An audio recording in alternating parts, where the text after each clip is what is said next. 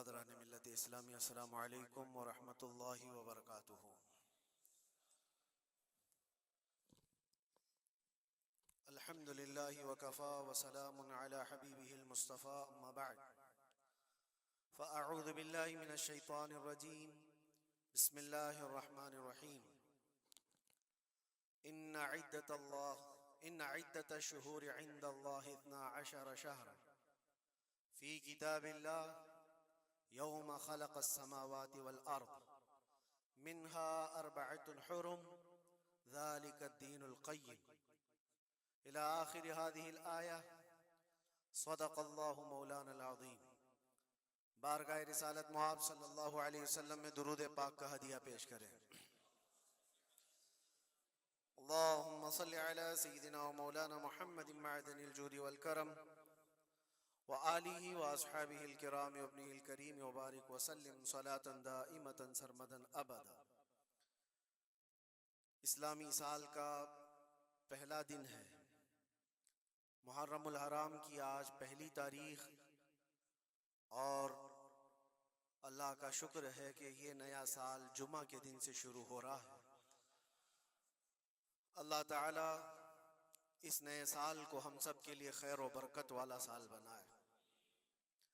वैसे तो ए मोमिनो, साल की शुरुआत ही से मुसलमानों को कुर्बानी का जज्बा सिखाया जाता है। ज़िलहिज्जा के महीने में बहुत बड़ी कुर्बानी, जिसको ज़िब्ह अज़ीम कहा है कुरान अज़ीम ने, सैयदना इस्माइल अलैहिस्सलाम की कुर्बानी की याद दिलाई जाती है। और मुहर्रम आते ही शर्क़ व ग़र्ब, शुमाल व जुनूब, तमाम तर मोमिनीन के दरमियान एक चर्चा मशहूर हो जाता है, वो सिबत रसूल, लख्त जिगर बतूल सैयदा फ़ातिमतुज़ ज़हरा के आँखों के नूर सैयदना इमाम हुसैन आज़म रदियल्लाहु ताला अन्हु की कुर्बानी के चर्चे हैं। और मेरे अजीजों, सदियां बीत गई सैयदना इमाम हुसैन की कुर्बानी को लेकर, लेकिन जिक्र अब तक पुराना नहीं हुआ। हर साल मुसलमानों के दरमियान ये जिक्र बड़े जोर शोर से आता है और बड़े एहतमाम के साथ मोमिनीन इसका सुनने का एहतमाम करते हैं। मैं एक चीज आपको बताऊं, कभी किसी ने ये नहीं कहा कि हर साल करबला की दास्तानें क्यों सुनाते। आदमी अगर एक कहानी सुना हो तो दूसरी मर्तबा सुनने का उसको दिल नहीं करता, या अगर बहुत इंटरेस्टेड है तो दूसरी मर्तबा सुन लेगा, तीसरी मर्तबा दिल नहीं करता। लेकिन मुझे बताओ, बचपन से हर साल आप शौक से सुनते हैं या नहीं इमाम हुसैन को? और कभी मुकर्रिर से ये नहीं कहते या सुनाने वाले से ये नहीं कहते कि हर साल यही सुनाया जा रहा है, बल्कि मैं ये कहता हूं, हम अगर हर साल करबला की दास्तानें सुनाते हैं तो चलो मान लिया कि कोई मौलवी साहब लोगों ने ये शुरू कर रखा हो, लेकिन ये करोड़ों के अवाम क्या पागल है जो हर साल सुनना चाहते हैं? हकीकत में बात ये है, मैं इसको एक फलसफे से समझाना चाहता हूं। आप कलमा कौन सा पढ़ते हैं? ला इलाहा इल्लल्लाह मुहम्मद रसूल। आपके बाप का कलमा भी यही था, आपके दादा का कलमा भी यही था, परदादा का भी कलमा यही था। सालों पहले भी जाएं तो सहाबा, ताबईन, औलिया का कलमा भी यही था। 14 सदियां बीत गई, हर सदी में यही कलमा, और आज भी हम इस कलमे को एक एक बार नहीं सैकड़ों मर्तबा पढ़ते हैं। अपने बच्चों को भी यही याद दिलाते हैं। लेकिन कभी ये क्यों नहीं कहते कि ये कलमा बहुत पुराना है, इसी को क्यों पढ़ा जाता है? नया कलमा नहीं आएगा, पुराना है सबको पता है, लेकिन पढ़ने में कभी किसी को उकताहट भी नहीं आती। कलमा तैयबा जो पढ़ता है उसे अंदाजा होता होगा, शौक से उसका विर्द करता है। जहां पर भी जिक्र करके देखें आप ला इलाहा इल्लल्लाह मुहम्मदुर रसूलुल्लाह का, उकताहट नहीं आती, बेचैनी नहीं है, उसमें जिद्दत है, उसमें नयापन है। ये कलमा हर सदी का है, हर जमाने का है। तो 14 सदियों से जब कलमा पुराना नहीं हुआ फिर वो बात हमें याद आती, हुसैन आजम है कौन, जिसको इस शेर से समझा गया है, सर दाद न दाद दस्त दर दस्त यजीद, हक्का के बिनाए ला इला अस्त हुसैन। सर दे दिया हाथ न दिया यजीद के हाथ में, और हक तो ये है कि ला इला की जड़ का नाम हुसैन है। तो ला इला की जड़ का नाम, ला इला की बुनियाद का नाम हुसैन है। तो जिस तरह कलमा पुराना नहीं होता, इसी तरह हुसैन का तज़किरा भी कभी पुराना नहीं होता। अजीज़ान गिरामी, मुहर्रमुल हराम ये हुर्मत वाले 4 महीनों में से एक है।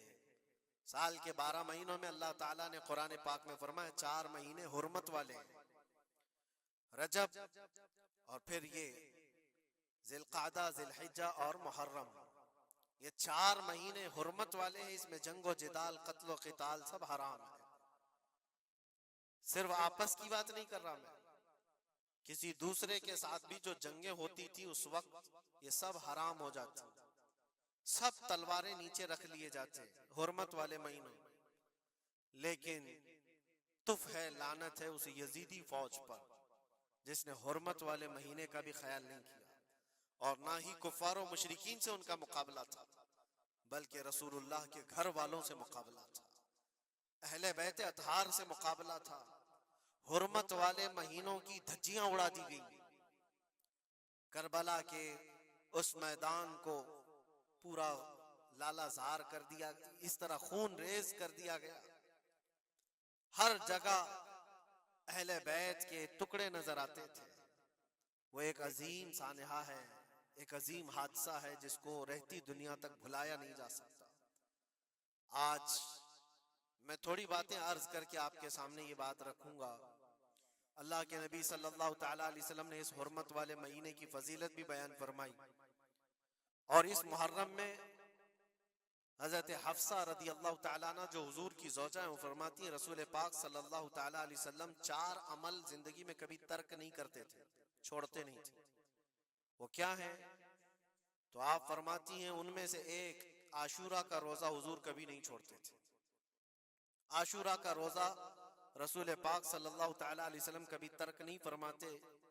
इसकी बड़ी फजीलत है। यह आशूरा क्या है? 10वीं मुहर्रम के दिन को आशूरा कहा जाता है। बड़ा तारीखी दिन है, और बल्कि अल्लाह के नबी सल्लल्लाहु अलैहि वसल्लम ने यह भी फरमाया क़यामत भी इसी दिन को आने वाली है। 10 मुहर्रमुल हराम होगी और जुमा का दिन ही होगा, जिस दिन सूर फूंका जाएगा और पूरी दुनिया फना कर दी जाएगी और क़यामत का मंजर कायम हो जाएगा। आशूरा का दिन आता है तो ए मोमिनो, सब के सब अल्लाह की बारगाह में दौड़ आ जाओ, इबादत के लिए लग जाओ। और उस दिन ये याद करना चाहिए कि यही वो दिन होगा जब हमें बारगाह रब्बुल इज्जत में खड़ा किया जाएगा। अव्वलीन से लेकर आखिरीन तक जितने भी पैदा हुए इस रोए जमीन पर, सबको उठाया जाएगा, हिसाब व किताब होगा, और वो 50,000 साल के बराबर का एक दिन होगा। उस दिन को याद करके आशूरा का एहतमाम करना जरूरी है। आशूरा में तो वैसी यादगारें बहुत हैं। आदम अलैहिस्सलाम के मुतालिक उनकी तौबा उसी दिन कबूल हुई। नूह अलैहिस्सलाम की कौम पर जो अजाब आया था तूफान का, वो तूफान नूह से कश्ती को जो नजात मिली नूह अलैहिस्सलाम की, वो भी आशूरा का दिन था। सैयदना यूनुस अलैहिस्सलाम को मछली के पेट से बाहर निकाला गया, वो भी आशूरा का दिन था। मूसा अलैहिस्सलाम को फिरौन से नजात दी गई, फिरौन गर्क हो गया, पानी में डुबो दिया गया, वो भी आशूरा का दिन था। बहुत सारी इस तरह की तारीखी चीजें आशूरा के दिन। लेकिन ये सारी तारीखों पर एक तारीख गालिब आ जाती है, वो रसूलुल्लाह के नवासे की कुर्बानी का दिन, इसलिए कि वो पूरी उम्मत को हिला देने वाला हादसा है। नबी आखिरुज़्ज़मान सल्लल्लाहु तआला अलैहि वसल्लम ने अपने उस लख्ते जिगर को, अपने उस नूरे नजर को, जिसके लिए अपने सजदे लंबे कर दिया करते थे। जानते हैं आप, हुजूर पाक सल्लल्लाहु अलैहि वसल्लम के एक बेटे थे हजरत इब्राहिम, और ये उसी जमाने के हैं जब हजरत इमाम हुसैन भी पैदा हुए थे, और हुजूर की गोद में आपके अपने बेटे भी थे। हुजूर सल्लल्लाहु तआला अलैहि वसल्लम के वो एक ही बेटे हैं जो 6 महीने तक जिंदा रहे। हुजूर सल्लल्लाहु अलैहि वसल्लम अपनी गोद में बिठाकर उन्हें प्यार कर रहे थे, और इमाम हुसैन को भी गोद में रखे हुए थे। एक तरफ नवासा है और एक तरफ बेटा है। जिब्राइल अमीन ने आकर के अर्ज किया अल्लाह के नबी सल्लल्लाहु अलैहि वसल्लम से, कहा रब तबारक व तआला की मंशा ये है कि इन दोनों में से आप किसी एक ही को रख सकते। अल्लाह के नबी सल्लल्लाहु अलैहि वसल्लम ने इमाम हुसैन पर अपने बेटे को कुर्बान कर दिया। कहा है जिब्राइल हुसैन को रहने दो, इसलिए कि ये मेरी आंखों का भी नूर है और फातिमा की आंखों का भी नूर है। फिर चंद ही दिन के बाद हजरत इब्राहिम का इंतकाल हो गया। आप अंदाजा करें, जिस हुसैन आजम के लिए रसूल पाक सल्लल्लाहु अलैहि वसल्लम ने अपने बेटे को कुर्बान किया और मदीने की गलियों में जिसको अपने कंधों पर उठाकर सवार करते थे, इमाम हुसैन हुजूर के सल्लल्लाहु ताला अलैहि वसल्लम के कंधों पर सवारी किया करते थे। दोषे नबुव्वत जिनकी सवारी हो, अंदाजा कर सकता है कोई? उस हुसैन आजम के चर्चे मदीने तैयबा में बचपन में ही आम थे। सहाबा इकराम रिज़वानुल्लाहि ताला अलैहिम अजमईन देखते थे, कभी हुजूर सल्लल्लाहु ताला अलैहि वसल्लम मस्जिद नबवी तशरीफ लाते तो ये दोनों शहजादे हुजूर के जुब्बे पर लटके हुए आते थे। कभी हुजूर मिंबर पर खड़े हैं तो एक शहजादा हुजूर के एक कदम को पकड़ा है, दूसरा दूसरे कदम को पकड़ा हुआ है। ये तो उनकी परवरिश थी जो बचपने की थी। सहाबा उनकी इस बचपने पर रश्क किया करते थे और सहाबा इकराम रिज़वानुल्लाहि ताला अलैहिम अजमईन अदब हद दर्जे का करते थे। आपको मैं बताऊं, अदब तो ऐसा था अहले बैत अतहार का। इमाम हुसैन की उम्र छोटी सी थी, इमाम हुसैन, और एक जमाना ऐसा था जब हुजूर पाक सल्लल्लाहु अलैहि वसल्लम के विसाल के बाद हजरत अबू बकर का जमाना आया। 2.5 साल आपने खिलाफत की। फिर उसके बाद हजरत उमर का दौरे खिलाफत शुरू हुआ और हजरत उमर के दौरे खिलाफत को कौन नहीं जानता। ऐसे रोबो दबदबे वाला खलीफा के लोग उनकी हैबत से कांपते थे। कैसर और किसरा कांप रहे होते थे। बड़ी बड़ी फौजें थर्राती थी उस नाम से, हजरत उमर के नाम से। उनके दौरे खिलाफत में एक बार ऐसा हुआ था कि हजरत उमर के बेटे हैं अब्दुल्ला, और उनका और हजरत इमाम हुसैन का बचपन में कुछ झगड़ा हो गया। छोटी उम्र थी, इमाम हुसैन की भी उम्र छोटी थी, अब्दुल्ला की उम्र भी छोटी थी। दोनों तकरार करते रहे, कुछ न कुछ बातचीत हुई होगी। तो हजरत हुसैन ने हजरत अब्दुल्ला को गुस्से में यूं कहा, तू क्या मुझसे बहस करता है? तेरा बाप तो मेरे नाना का गुलाम था, खलीफा वक्त हैं वो, और उनको इस तरह से कहा तेरा बाप आज जो खलीफा है वो मेरे नाना का गुलाम था। हजरत अब्दुल्ला को ये बात लगी, कहा मैं ये शिकायत अमीरुल मोमिनीन से करूंगा। वो दौड़ करके आए, खलीफा वक्त है जिसके सामने खड़े होने के लिए अच्छे अच्छे कांप जाते थे। बेटे ने आकर के कहा हजरत उमर फारूक से कि अब्बा आज मेरी हुसैन से तकरार हुई और झगड़े में उन्होंने मुझे यूं ताना मारा कि तेरा बाप मेरे नाना का गुलाम था। हजरत उमर उतर आए कुर्सी से और कहा क्या हुसैन ने ऐसा कहा? कहा बिल्कुल ऐसा ही कहा। तो हजरत अब्दुल्ला कहते हैं अब्बा का जलाल देख करके मैं समझ गया कि हुसैन को सजा मिलेगी। कहा जाओ हुसैन को बुला लाओ, हुसैन को बुला लाओ, उन्होंने ये कहा है मैं सुनना चाहता हूं। हजरत अब्दुल्ला दौड़े हुए गए, चंद और लोग भी साथ में आ गए कि हुसैन की पेशी हो गई है खलीफा वक्त के दरबार में। अमीरुल मोमिनीन उमर इब्न खत्ताब ने तलब किया है। हजरत हुसैन आए और वो शहजादे के अंदर जो रोबो दबदबा है, जलाल है, जमाल है, वो बचपने से कायम है। रसूलुल्लाह सल्लल्लाहु अलैहि वसल्लम का लुआब पाक जिसने पिया, खलीफा वक्त के सामने आकर खड़े हुए।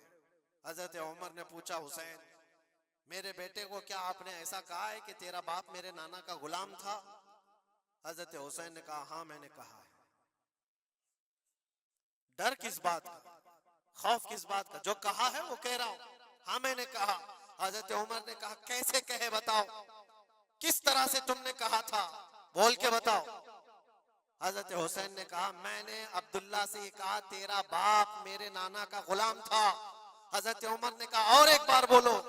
हजरत हुसैन ने फिर कहा अब्दुल्ला तेरा बाप मेरे नाना का गुलाम था। हजरत उमर ने कहा और एक बार बोलो। 3 बार बोलने के बाद उनके दोनों बाजू पकड़ करके घुटने जमीन पर टेक दिया। हजरत अमीरुल मोमिनीन कहते हैं मेरी बख्शिश के लिए तुम्हारे जुमले ही काफी हो गए।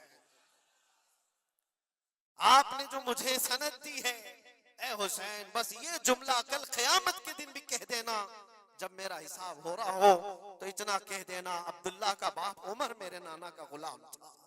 इसलिए कि रसूल करीम सल्लल्लाहु अलैहि वसल्लम ने फरमाया है, अल हसन वल हुसैन सय्यदा शबाब अहलिल जन्ना, हसन और हुसैन जन्नती जवानों के सरदार हैं। ये जिसे इजाजत दे दे वो जन्नत में चला जाएगा, जिसे ये कह दे वो कि ये मेरे नाना का गुलाम है।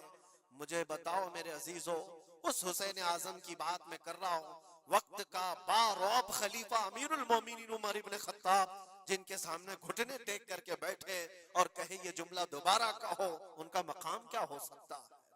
हद दर्जे का अदब सहाबा इकराम के अंदर था। और एक मर्तबा ऐसा भी हुआ था, हजरत उमर मिंबर पर खड़े थे, हजरत इमाम हुसैन अपने घर से दौड़ते हुए आए। ये वो मंजर था जब उन्होंने अपने नाना को मिंबर पर खुतबा देते हुए सुना है। जमाना, उन्होंने आंखें खोली हैं हुजूर की गोद में, बचपना पाया है रसूलुल्लाह के घर में, और देखा है सबसे पहले खुतबा देते हुए तो अपने नाना को देखा था। लेकिन जब रसूल करीम सल्लल्लाहु अलैहि वसल्लम की वफात हो गई तो पूरा अंधेरा सा छाया हुआ था। हजरत इमाम हुसैन, उनके मुतालिक है कि एक बार हजरत उमर मिंबर पर खड़े थे, वो दौड़ते हुए आए मस्जिद में। हजरत हुसैन को ऐसा लगा कि रसूलुल्लाह खुतबा दे रहे हैं। वो यादें कहां से जाती जो रसूलुल्लाह को खुतबा देते हुए देखा था। दौड़ते हुए आए, देखा उमर फारूक खुतबा दे रहे हैं, तो चीख करके कहा कि आप मेरे नाना के मिंबर से उतर जाओ, ये मेरे बाप का मिंबर है, अपने बाप के मिंबर पर जाओ, तुम्हारे बाप के मिंबर पर जाओ। हजरत उमर उतर गए, ये नहीं कि खुतबा कायम रखा, फौरन उतर आए और शहजादे को पकड़ करके रोने लग गए। सच कहा है हुसैन, ये मिंबर तो तुम्हारे घर का ही है, ये मिंबर तुम्हारे बाप का है, तुम्हारे नाना का है, और उन्होंने ये इज्जत बख्शी है हमें कि हम इस मिंबर पर खड़े होते हैं। अगर आप इजाजत दें तो मैं खुतबा दूं, वरना मैं यहीं बैठा रहूं। ये मकाम था इमाम हुसैन का, बचपने की बात कर रहा हूं। फिर उन्होंने कहा आप खुतबा दें। हजरत उमर खुतबा देने लगे। अजीजा ने गिरामी, रसूल करीम सल्लल्लाहु ताला अलैहि वसल्लम के उस अजीम खानवादे की बात कर रहा हूं। दुनिया ने इमाम हुसैन की दास्ताने करबला की बहुत सुनाई, और हम भी सुनाते रहे और सुनते भी रहे। वो तो आखिरी वक्त की कुर्बानियां हैं। जब आपकी जिंदगी पाक तमाम होने को आई, उस वक्त तो करबला में पहुंचे, लेकिन आपकी इब्तिदाई जिंदगी और आपकी जवानी, ये सब मामलात हर नौजवान के सामने होना चाहिए।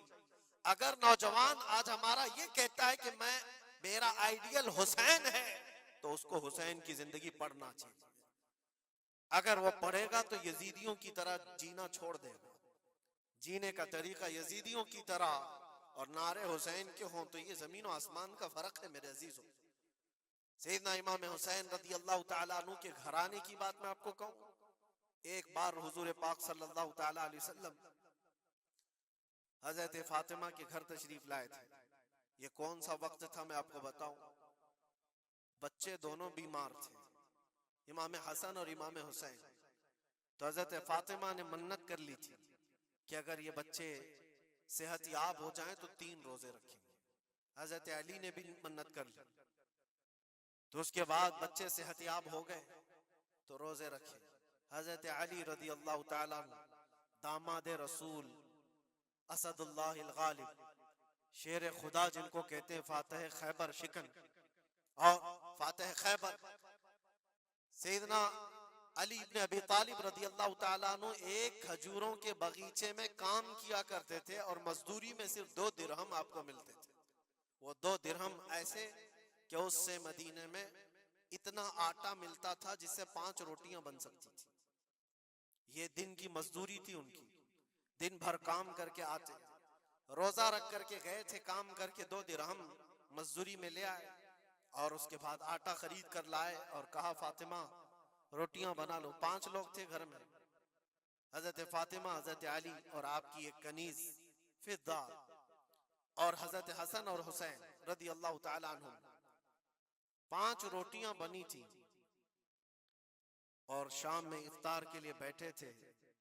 तो ऐन इफ्तार के वक्त एक मिस्कीन दरवाजे पर आता है और कहता है ये अहले बैत का घराना है, मैं बहुत भूखा हूं, क्या मुझे कुछ खिलाया जा सकता है? हजरत फातिमा ने 5 रोटियां उठाकर उसकी झोली में डाल दी, एक भी नहीं रखा, और पानी पीकर इफ्तार कर लिया। क्या ये कर सकता है हम में से कोई? इफ्तारी के वक्त हमारे सामने रखा हुआ सामान इधर से उधर होने नहीं देते।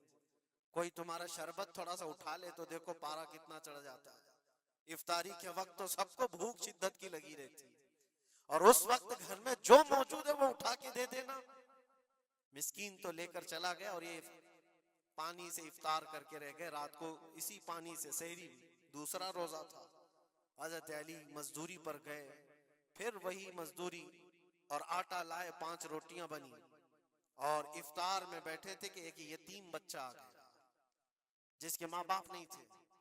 उसने आवाज लगानी शुरू की कि मेरा कोई नहीं है, मेरा आसरा नहीं है, मेरा बाप नहीं है, मैं यतीम हूं, क्या मुझे इस घर से खिलाया जा सकता है?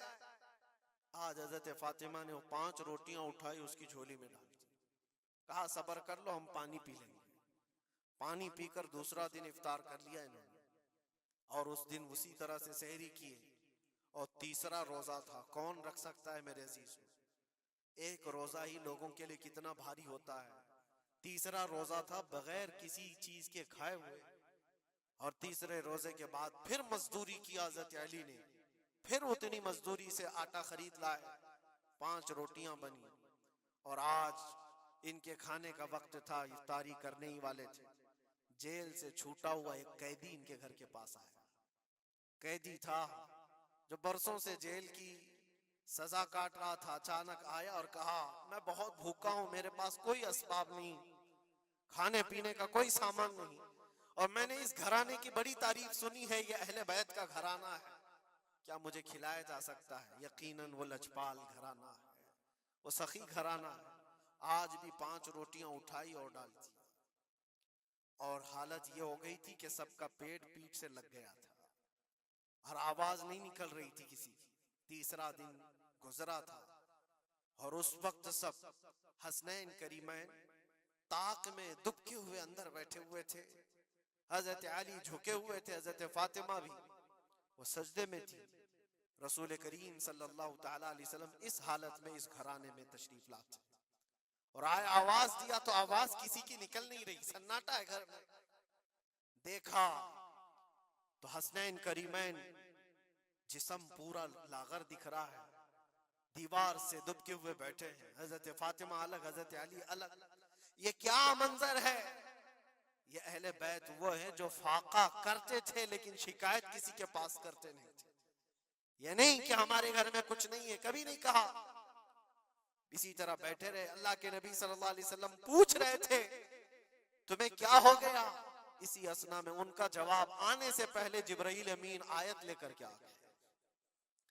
आयत लेकर के आ गए, कुरान पाक की आयत सूरह दहर में आज भी मौजूद है। अल्लाह ताला फरमाता है वयुतइमून अत्तआम अला हुब्बिही मिस्कीनन व यतीमन व असीरा।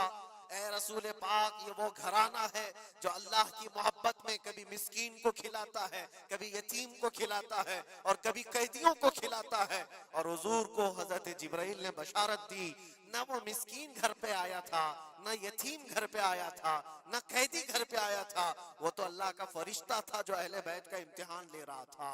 और ये अहले बैत का घराना इम्तिहान में मुकम्मल कामयाब है, और इनके खाने के लिए अल्लाह ताला जन्नत से खाने नेमत उतार रहा है।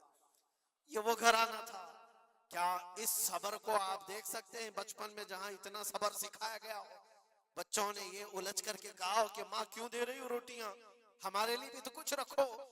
ये वो आदाब थे, ये वो परवरिश थी जो करबला के मैदान में उनको जबल इस्तिकामत बनाया हुआ था। टस से मस नहीं होते थे।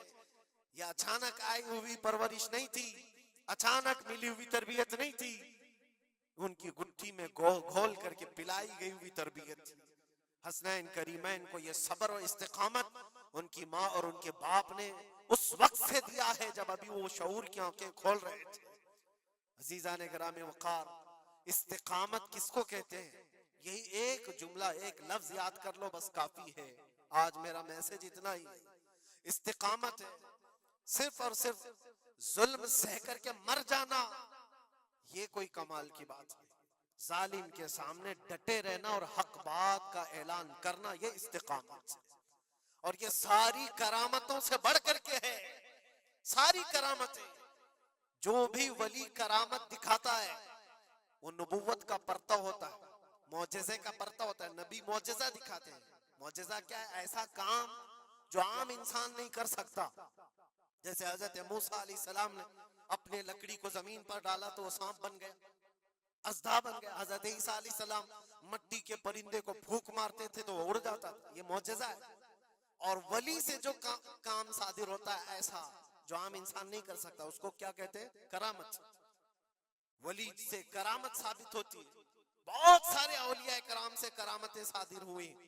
सरकार गौसे पाक रदी अल्लाह ताला अन्हु की करामतें बहुत है। सरकार गरीब नवाज की करामत है। बहुत सारे औलिया कराम की बहुत सी करामतें। इन्होंने कभी पानी पर अपने मुसल्ले बिछाए, कभी हवाओं में चल के दिखाए, या फिर मुहय्यरुल उकूल काम जो आम इंसान की समझ में ना आए, ये सब करामतें देखकर इंसान हैरत में आ जाता है, ऐसा कैसे?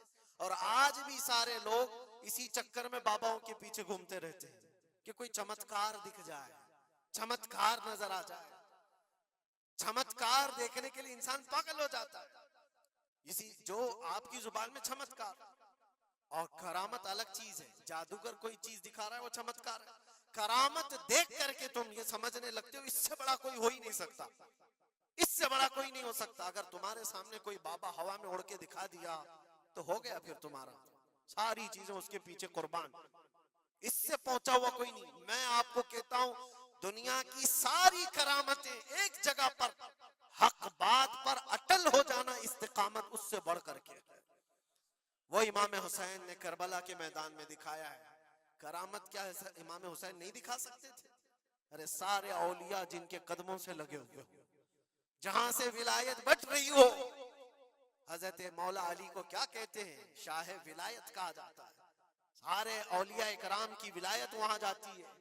तो क्या इमाम हुसैन करबला में अपनी करामत दिखा करके काबू नहीं कर सकते थे? और लोगों के इस ज़हन में आने वाले सवाल को दूर करने के लिए इमाम हुसैन के शहजादों में 600 साल बाद आने वाले गरीब नवाज ने अजमेर की धरती पर दिखाया भी था। तुम अगर पानी बंद करते हो तो मोइनुद्दीन एक खटोरी में पूरा पानी समा सकता है। क्या नहीं हुई थी? अन्ना सागर का पूरा पानी एक खटोरी में सरकार गरीब नवाज के हुक्म पर नहीं जमा हुआ था, और आपने छोड़ दिया तो पानी पूरा चला गया। वो 600 साल बाद आने वाले गरीब नवाज जो इमाम हुसैन की औलाद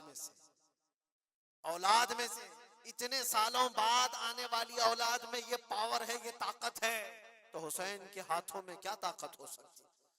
अरे दरियाए फुरात तो उनके कदमों से लग करके बहता अगर हुक्म देते। लेकिन इमाम हुसैन रदी अल्लाह ताला अन्हु करामत से अगर वो मामला हल कर देते तो हम जैसे निकम्मों के लिए आइडियल कौन होता? हम जैसे गरीबों के लिए आइडियल कौन होता? वो तो बड़े लोग थे, मुत्तकी थे, परहेजगार थे, रसूलुल्लाह के खानदान से थे। उन्होंने करामतों से उन मामलात को हल किया होगा। लेकिन हम जैसे लोग इस जमाने में अपने दौर के यजीदियों से लड़ने का वक्त होता तो हम कौन सी करामत दिखाते? इसीलिए इमाम हुसैन ने क़यामत तक आने वाले मुसलमानों के लिए करामत दिखा करके उस मैदान को फतह नहीं किया, इस्तिकामत दिखा कर। ये मैसेज था कि ऐ मुसलमानों, जैसी भी बड़ी ताकत तुम्हारे सामने आए डटे रहो, जमे रहो और मरने का खौफ ना रखो। अगर कट जाते हो, मर जाते हो तो कोई फर्क नहीं पड़ता, क्योंकि रब तबारक व तआला ने पहले ही कुरान में गवाही दे दी है, वला तक़ूलू लिमन युक़तलू फी सबीलिल्लाहि अमवात बल अहयाउ वलाकिन ला तशऊरून। जो अल्लाह की राह में मारे जाएं उन्हें मुर्दा न कहो, वो जिंदा हैं, तुम्हें उसका शऊर नहीं। और वो जिंदगी तो आज भी हम देख रहे हैं, आज भी हम देख रहे हैं। इस्लाम जिंदा होता है हर करबला के बाद। क्या ये नहीं देख रहे? हर घर पे इमाम हुसैन के चर्चे। जलने वाले होंगे, कुड़ने वाले होंगे, लेकिन उनको उंगलियों पे गिना जा सकता है। बाकी चाहने वालों की तादाद सितारों से ज्यादा है। इमाम हुसैन का झंडा आज भी उसी तरह लहरा रहा है। सच बताऊं मैं आपको, कभी आपको इत्तेफाक हो तो मुल्क शाम के दिमश्क में भी जाना, जहां पर 3 साल यजीद का दरबार लगता था। वो भी अपने वक्त का खलीफा बना हुआ था, और उसने जो अपने दौरे खिलाफत में, अपने दौरे हुकूमत में जुल्म ढाए वो तारीख में रकम हो चुके हैं। जा करके पूछना अहले शाम से, दिमश्क वालों से, कि एक दौर यहाँ तुम्हारा बादशाह रहता था, शाम का हुक्मरान यजीद, वो कहाँ है, उसकी कब्र कहाँ है? लोग तो बगलें उठा करके आपको कहेंगे कि यहाँ तो कोई ऐसी कब्र नहीं दिखती। हाँ, हमको पता है, बाज मुअर्रिखीन ने, बाज दानिश्वर जो पढ़े लिखे, वो कहते हैं जहां पर सारा कचरा एक जगह फेंका जाता है, डम किया जाता है दिमश्क का, वहां कहीं उसकी कब्र खो गई, उसमें कहीं कब्र खो गई। ये तो उसकी बात कर रहा हूं जो बादशाह था, फौज रखता था, ताज रखता था, तख्त रखता था और हुकूमत रखता था। उसका सवाल ऐसे। फिर आओ इराक की सरजमीन पर और करबला जाओ। सोचो, एक खुला चटेल मैदान था, यहाँ पर कोई आबादी नहीं थी, दूर दूर तक एक दरियाए फुरात बहती थी और बाकी कुछ नहीं था। और जाकर के आप ढूंढने लग जाओगे कि मैदान कहाँ है, तो तुम्हें मैदान नहीं मिलेगा, हर जगह आबादी ही आबादी। एक हसीन और जमील शहर है, और लोगों से पूछो कि यहाँ तो हमने सुना था रसूलुल्लाह के शहजादे हुसैन को काट करके टुकड़ों में बदल दिया गया था, उनके शहजादों को, और इमाम हुसैन के सर को अलग कर दिया गया, जिस्म को अलग कर दिया गया, उनके बेटों के जिस्म पर घोड़े दौड़ा दिए गए थे। सुना तो ऐसा था कि उनके सब जिस्म को इस तरह से बिखेर दिया गया था। वो कहाँ है? क्या मिट गए तारीख में? नहीं, आपको हाथ पकड़ कर ले जाकर ऐसे दरबार में खड़ा करेंगे जिस दरबार की ऊंचाई देखने से टोपी गिर जाती है। उस हसीन दरबार को देखते ही दिल में हैबत तारी होती है, और फिर तुम बेइख्तियार ये कह दोगे, हुसैन का दरबार देखते ही तुम्हारी जुबान से ये अल्फाज निकल पड़ेंगे, शाह अस्त हुसैन, बादशाह अस्त हुसैन।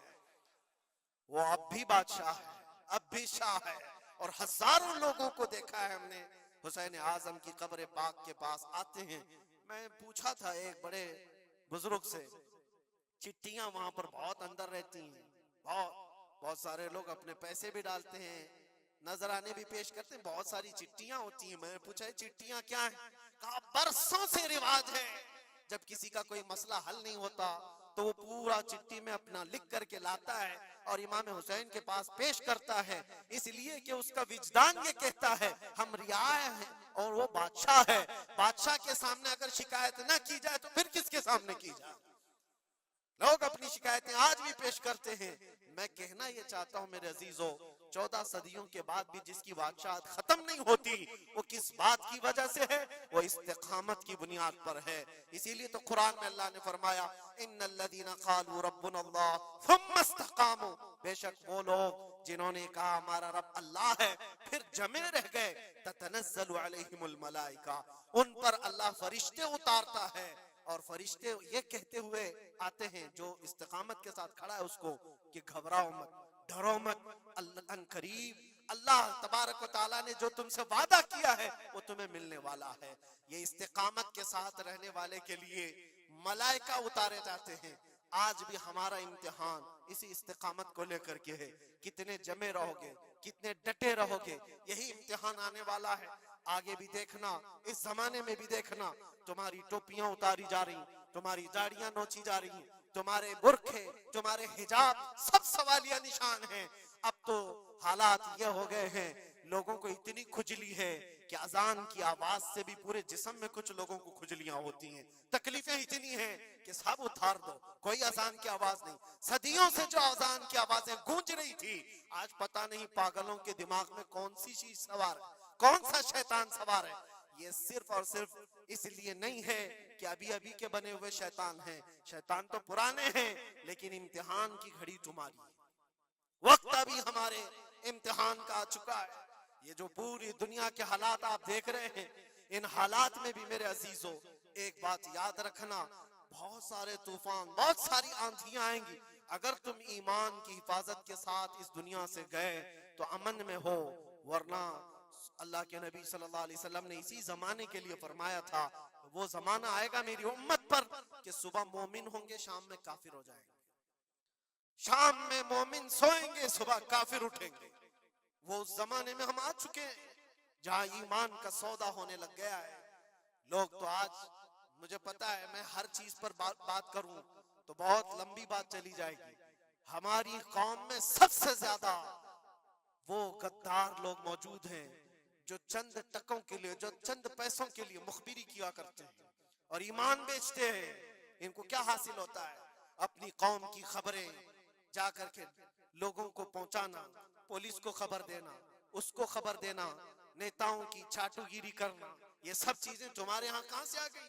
तुम तो खैर उम्मत हो, हुसैन आजम के गुलामों में तुम्हारा नाम होता है।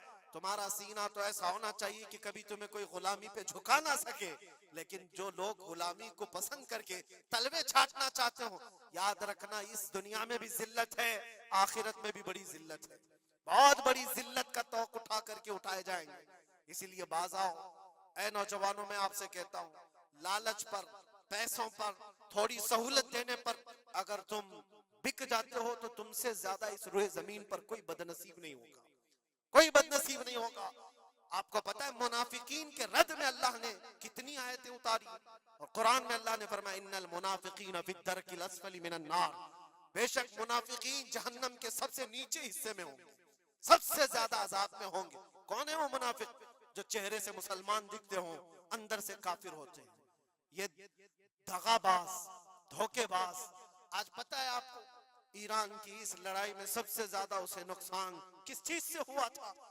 मैं उस जंग पर बात नहीं कर रहा, लेकिन इस मुकाबले को आप अपने सामने जो पेश आ रही है उन हालात को देख करके समझो। सबसे ज्यादा यहूदियों की तरफ से नहीं, उनकी कौम में मौजूद उनके गद्दारों से था, जिन्होंने जगह जगह बम उड़ाए, जगह जगह इजराइल का काम किया वहां पर। ये सारे हर जमाने में होते हैं। उनको क्या फायदा था? उनको क्या चीज मिलने वाली थी? बस थोड़े से पैसे या थोड़ी सी सहूलतें या थोड़ा सा दुनिया का ऐश मिलता। ये हर जमाने में होता है। ये तुम्हारी जिंदगी में कभी ऑफर आए तो ठुकरा देना, इसलिए कि रसूलुल्लाह से गद्दारी कभी नहीं करना। हुजूर पाक सल्लल्लाहु ताला अलैहि वसल्लम को कब्र में भी तुम्हें मुंह दिखाना है और हशर में भी मुंह दिखाना है। आज तुम्हारी दुश्मनी भी अगर किसी मुसलमान से हो जाए तो उसकी खबरगिरी करना या उसकी जासूसी करके दूसरे तक पहुंचाना, ये सख्त कबीह काम है, बहुत ही बुरा फेल है। इस अल्लाह ताला की इस पर लानत है जो इस तरह के कामों में मसरूफ है। गद्दारों से बहुत बड़ा नुकसान है। आज इस्तिकामत की बात मैं कर रहा हूँ, ऐसे हालात भी तुम्हारे साथ आएंगे, तुम्हारे अपने टूट जाएंगे, बिखर जाएंगे, लोग छोड़ करके गद्दारी करेंगे। आपको मैं बताऊं, मैं कैद की हालत में था, 22 दिन तक मुझे इधर से उधर घुमाया जा रहा था इन्वेस्टिगेशन के नाम पर। ऐसा लग रहा था कि ये बहुत बड़ा कोई आतंकवादी पकड़ करके लाए, पूरा जुलूस लेकर के घूम रहे। अरे दो जुमले क्या बोले जिसकी बुनियाद पर इतने सारे तुमने घुमा दिए सारी चीजें।